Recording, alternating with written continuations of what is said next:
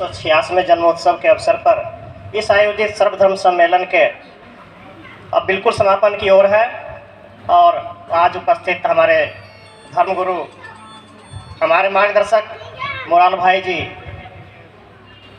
मौलाना सिराजुद्दीन जी, पादरी ज्योतिमय हल्दर जी, रूपनारायण जी और जो भी उपस्थित हमारे धर्म प्रेमी सज्जन माताएं बहन उपस्थित हैं, सभी के बीच में अब हम लोग को जो यहाँ से एक संदेश गया कि मजहब नहीं सिखाता आपस में बैर रखना, इसी को धन्यवाद ज्ञापित के रूप में भाई उत्सव भाई जी।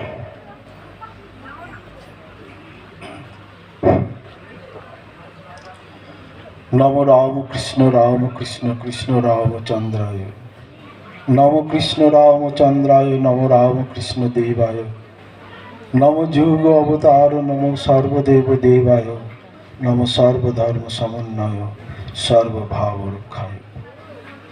राम कृष्ण कृपाधन्य आद्यमातु पदाश्रित नित्यम अवतुन सर्वान् ठाकुर श्रीमद अन्नदा। ओम नमो आद्यावै।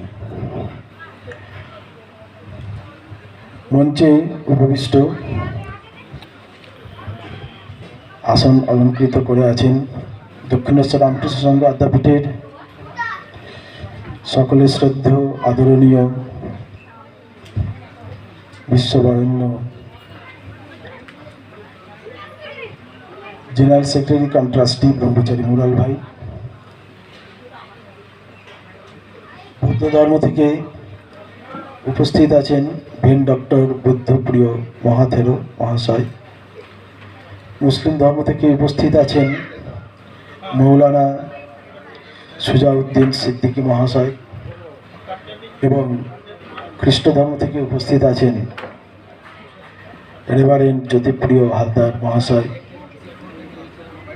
ज्योतिर्मय हालदार महाशय, सम्मुखे उपस्थित भक्तिमती माँ एवं पितृगण प्रत्येकके दक्षिणेश्वर रामकृष्ण संघ आद्यापीठेर प्राय 2000 अनाथ बालक बालिका विधवा माँ संसार बिरागी बानप्रस्थी एवं त्यागी साधक साधिकादेर तरफ थेके आंतरिक श्रद्धा भालोबासा प्रणाम एवं नमस्कार जानाई। आज आमरा समवेत हয়েছি जगतगुरु श्री श्री रामकृष्ण परमहंस देवेर 186तम शुभ आविर्भाव तिथि उपलक्षे सारा दिन व्यापी पूजा पाठ होम यज्ञ प्रसाद वितरण कथामृत पाठ सर्वधर्म समन्वय और विश्व भातृत्वबोधेर ऊपर आलोचना सभा एवं वस्त्र वितरण এই অনুষ্ঠানের আয়োজন হয়েছে। এখন আমাদের सर्वधर्म समन्वय विश्व भातृत्वबोधेर आलोचना सभा शेषের দিকে। এই सर्वधर्म समन्वयेर प्रवर्तक আমার যতদূর মনে হচ্ছে सर्वप्रथम जगतगुरु श्री श्री रामकृष्ण परमहंस देव देखिए गेছেন। তিনি সকল ধর্মের गुरुकरण करे সেই ধর্মের गुरुर निर्दिष्ट मंत्र जप करे साधनार मध्य दिए उपलब्धि करेছিলেন सब धर्मई सत्य, सकल धर्मई श्रद्धार एवं भालोबासार, सकल धर्मेर मध्य दिए ईश्वर लाभ है, सब धर्मई समान এই বাণী তিনি শুনিয়ে গেছেন, যার জন্য তিনি বলেছিলেন যত মত তত পথ। ঠাকুর উদাহরণ দিয়ে বলছেন একটা পুকুর আছে, সেই পুকুরের 4টে ঘাট আছে। একটা ঘাট দিয়ে একজন মুসলিম ভাই নামছেন, তাকে জিজ্ঞাসা করা হলো, ভাই তুমি কোথায় যাচ্ছ? সে ওই পুকুরের জলের দিকে অঙ্গুলি নির্দেশ করে বলছে, আমি ওই পানি আনতে যাচ্ছি। আরেকটা ঘাট দিয়ে একজন খ্রিস্টান ভাই, তিনিও সেই ঘাট দিয়ে নামছেন, তাকে জিজ্ঞাসা করা হলো, ভাই তুমি কোথায় যাচ্ছ? তাকে তিনি বললেন ওই পুকুরের জলের দিকে ইন্ডিকেট করে বললেন, আমি ওয়াটার আনতে যাচ্ছি। একজন ইহুদি ভাই তিনি আরেকটা ঘাট দিয়ে নামছিলেন। তাকে বলা হলো, ভাই তুমি কোথায় যাচ্ছ? তিনি বললেন, আমি ওই যে জলকে দেখিয়ে বলছেন আমি অ্যাকোয়া আনতে যাচ্ছি। আরেকটা ঘাট দিয়ে একজন হিন্দু ভাই নামছিলেন। তাকে জিজ্ঞাসা করা হলো, ভাই তুমি কোথায় যাচ্ছ? সে বলল, কেন? ওই যে জল আনতে যাচ্ছি। সবাই কিন্তু ওই পুকুরের জলকেই নির্দিষ্ট করে দেখালেন, কিন্তু নাম আলাদা। কেউ বলছেন ওয়াটার, কেউ বলছেন পানি, কেউ বলছেন অ্যাকোয়া, কেউ বলছেন জল। বস্তু এক।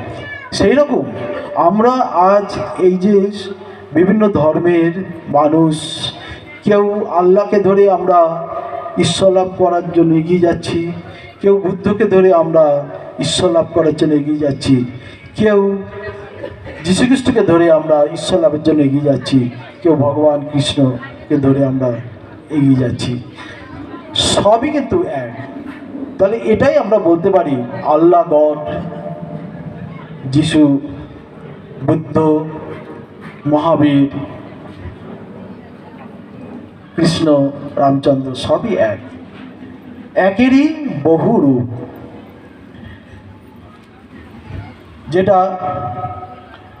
যেটাকে আমরা উপলব্ধি করতে গেলে আমাদের ভালোবাসার মধ্য দিয়ে, আমাদের জ্যোতির্ময় হালদার মহাশয় বললেন যে সকল মানুষকে একত্রিত করা যায় যদি আমাদের হৃদয় থাকে।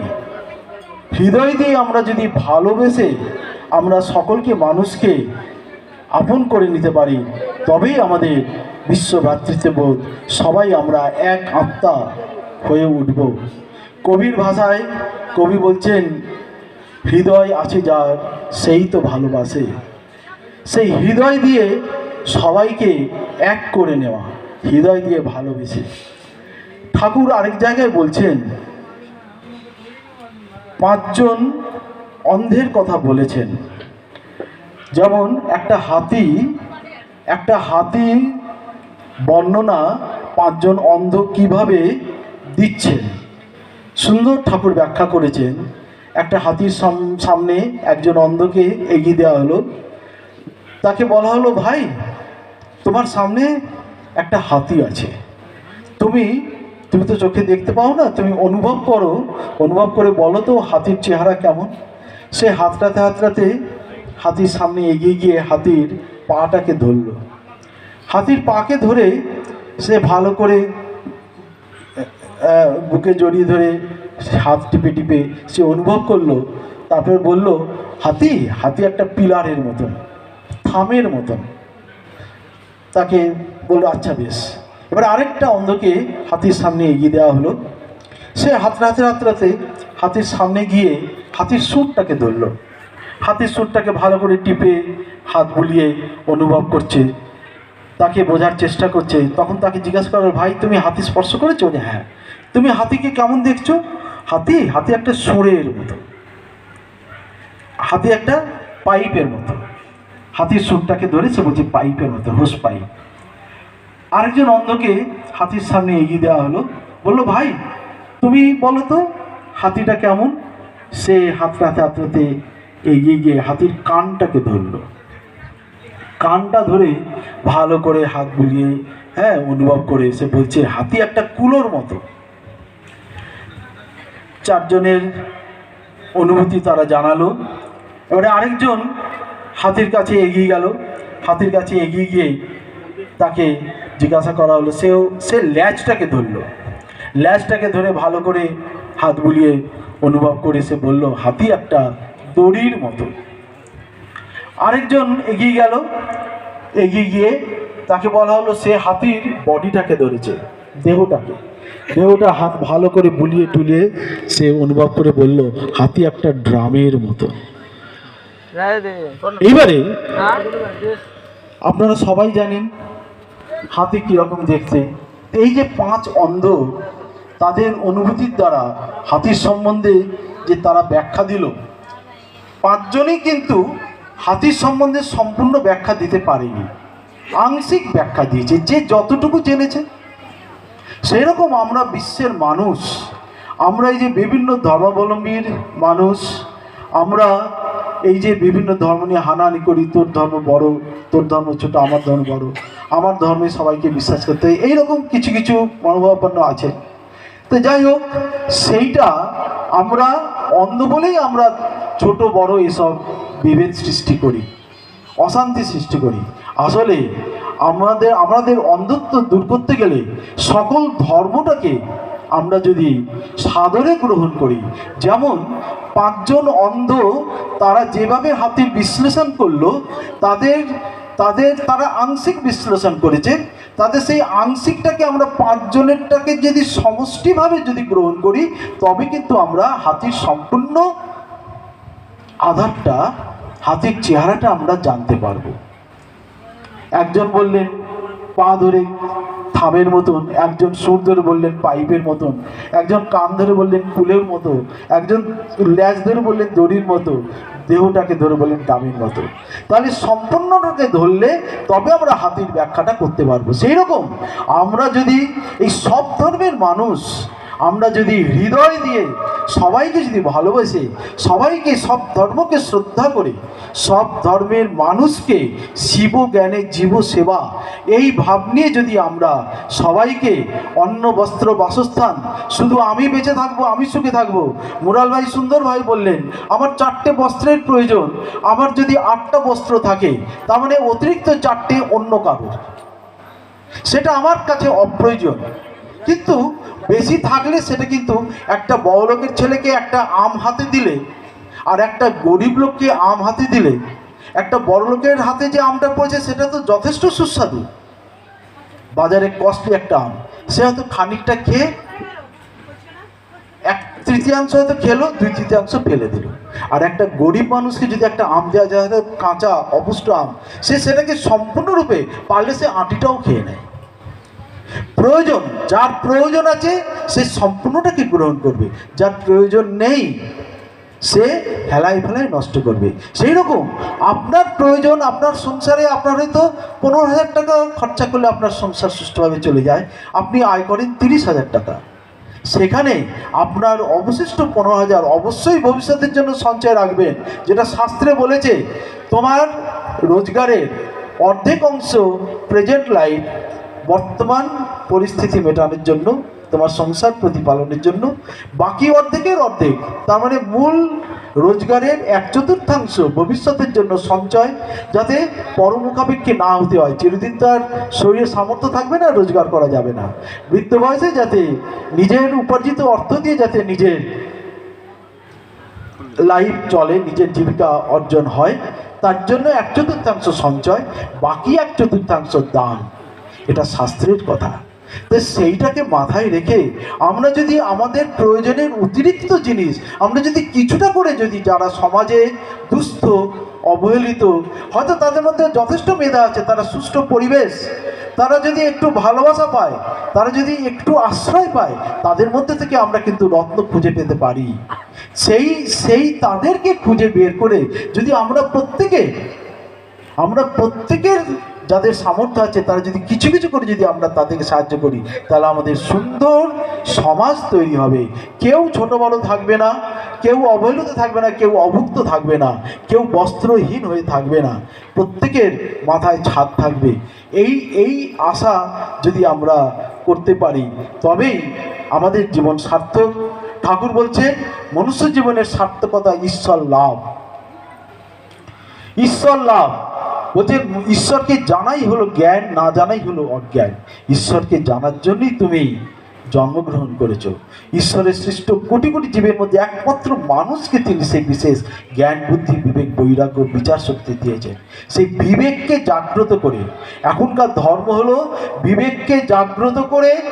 বিবেক, আপনি হয়তো কোনো অন্যায় কাজে প্রবৃত্ত হচ্ছেন, কিন্তু ভেতরে কিন্তু আলাদা কথা দিচ্ছে, সে কিন্তু আপনার ওই অন্যায় কাজটাকে কিন্তু সমর্থন করছে না, সে কিন্তু বলতে চাইছে ওরে এই পথে কিন্তু তোর বিপদ আছে, তুই এইটা করিস না। তৎপরচ আমরা নিজেদের সমাজের প্রতিপত্তি বাড়ানোর জন্য, নিজের সম্মান অক্ষুণ্ণ রাখার জন্য আমরা সেই অন্যায় কাজে প্রবৃত্ত হই। তা সেই বিবেককে জাগ্রত করে আমি করছি এই ভাব নয়। ঠাকুর কথামৃতে বলছেন আমি মলে বুঝবে জঞ্জাল, তিনি আছেন প্রত্যেকের হৃদয়ের মধ্যে। সেই তিনি সেই তাকে যদি জাগ্রত করা যায় তবেই হৃদয় দিয়ে ভালোবাসা যায়। প্রত্যেকের মধ্যেই তিনি আছেন। আমি কার সাথে ঝগড়া করছি, আমি কার জিনিস চুরি করছি, ওর মধ্যে তো তিনি আছেন। আমি আমারই লোকের কাছ থেকে আমি চুরি করছি, আমি আমারই লোককে আমি ঘৃণা করছি, আমি আমারই লোকের আমি সমালোচনা করছি, তখন তার মধ্যে সেই বিবেকটা আসবে। প্রত্যেকের মধ্যে তো তিনি আছেন, প্রত্যেকের মধ্যে যিশু আছেন, প্রত্যেকের মধ্যে বুদ্ধ আছেন, প্রত্যেকের মধ্যেই আল্লাহ আছেন, ভগবান আছেন, সব এক। যেটা আদ্যাপীঠ ঠাকুর, যেটা মন্দির, এই যে আদ্যাপীঠ আপনারা যারা গেছেন মন্দির, এই মন্দিরের ভেতরে প্রবেশ করতে পারে না কেন? ঠাকুর বলছেন 12 বছরের মধ্যে যদি নির্মাণ কার্য হয়, যে মন্দির তোমাকে দেখালাম, তোমার সাধনায় সিদ্ধি লাভ করার পর 12 বছরের মধ্যে এই মন্দিরের নির্মাণ কার্য শুরু হবে। আর যদি 12 বছরের মধ্যে নির্মাণ কার্য শেষ হয়, তাহলে জেনে রাখবে দেশ এক মহা ধর্মভাবের বন্যায় প্লাবিত হবে। এই ধর্মভাবের বন্যাটা মানে কি? দেশ দেশ ধন্য হয়েছে বুঝতে হবে, দেশের মানুষ ঈশ্বরকে স্পর্শ করার অধিকার লাভ করেছে বুঝতে হবে, তখন সর্বসাধারণের মন্দিরের ভেতরে প্রবেশের অধিকার থাকবে। এই বললেন কি না, দেশ এক মহা ধর্মভাবের বন্যা। কেন বললেন এই কথাটা? ধর্মভাবের বন্যা। বন্যাতে আমরা কি দেখতে পাই?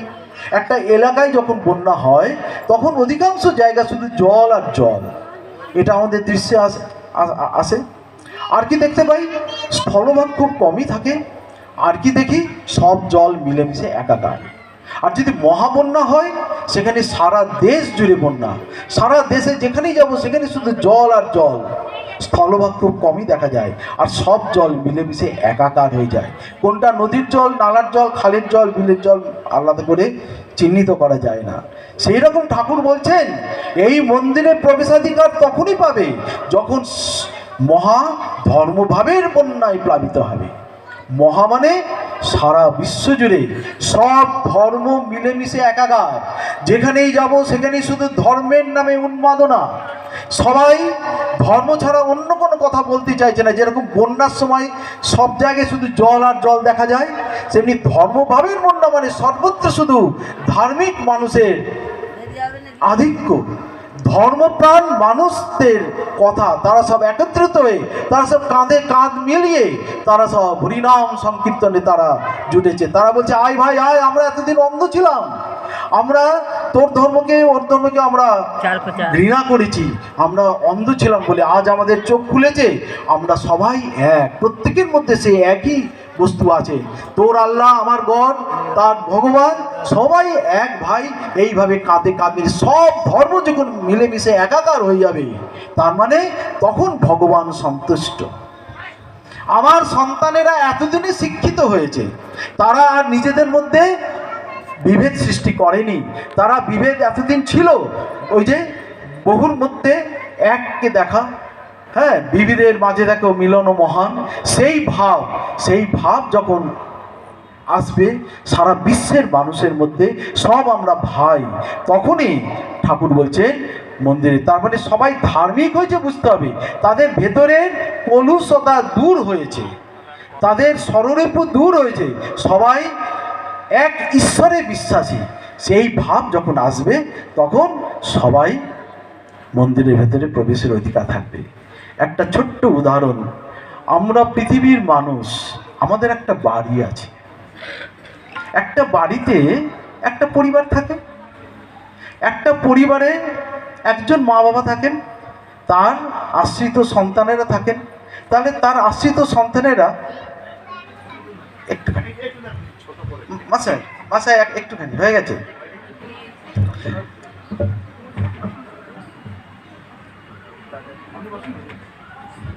একটা পরিবারে যে সন্তান সন্ততি, তারা একই মা বাবার আশ্রয়ে আশ্রিত হয়ে, তারা একই শিক্ষায় শিক্ষিত হয়ে তারা বসবাস করে। তাদের বাড়িতে একটা লাইট আছে, তাদের শয্যা আছে। সেই রকম সেই বাড়িটাকে যদি আমরা পৃথিবী মনে করি, সারা বিশ্ব এই পৃথিবীটাকে যদি আমাদের বাড়ি মনে করি, আমাদের মানব জাতির বাড়ি, যে বাড়িতে একটা লাইট আছে, সেই লাইট হলো সূর্য। সেই বাড়িতে একটা শয্যা আছে, যে শয্যা হলো সমুদ্র, সেই বাড়িতে একটা মেঝে আছে, সেই মেঝে হলো ভূমি, পৃথিবীর মাটি। সেই বাড়িতে মা বাবা আছেন, যিনি হলেন জগৎ জননী মা, জগদীশ্বর পিতা, সর্বশক্তিমান তিনি। তাহলে একই পৃথিবীর মধ্যে একই জল পান করে, একই ভূমিতে ফসল ফলিয়ে, সেই ফসল আমরা খাদ্য গ্রহণ করে, একই জল আবহাওয়ায়, একই বায়ু আমরা শ্বাস প্রশ্বাস নিয়ে আমরা বেঁচে আছি। তাহলে কি করে আমরা আলাদা? আমরা তো একই পরিবারভুক্ত, একই আলোর মধ্যে আমরা সঞ্চিত। তাহলে যদি আমরা সেই ভাবটা নিতে পারি, তাহলে আমরা সারা পৃথিবীর মানুষ, আমরা মানব জাতি, আমাদের একটাই ধর্ম হওয়া উচিত। আমরা পৃথিবীর মানুষ, আমাদের জাত হলো মানবতা। সেইটা যদি আমরা করতে পারি, তখন আমরা সারা বিশ্বে আমরা ভাই, প্রত্যেকে আমরা ভাই ভাই বলে আমরা পরিগণিত হতে পারব। তাই আর বেশি কথা না বলে পরিশেষে সকলকে আমরা জানাই, আমরা সবাই এক। আমরা যে ধর্মেরই আমরা মানুষ হই না কেন, সেটা নিজেদের ঘরে থাক, কিন্তু অপর ধর্মকে, সব ধর্মকে শ্রদ্ধা করে, আমাদেরকে সব ধর্মকে ভালোবেসে, পাশাপাশি সহাবস্থান করে, অপরের দুঃখে দুঃখিত হয়ে সব ধর্মকে শ্রদ্ধা করা, তাদেরকে সাহায্য করা, এইভাবে আমরা এগিয়ে যদি যেতে পারি, তবেই আমাদের বিশ্ব ভ্রাতৃত্ববোধের সফলতা আসবে।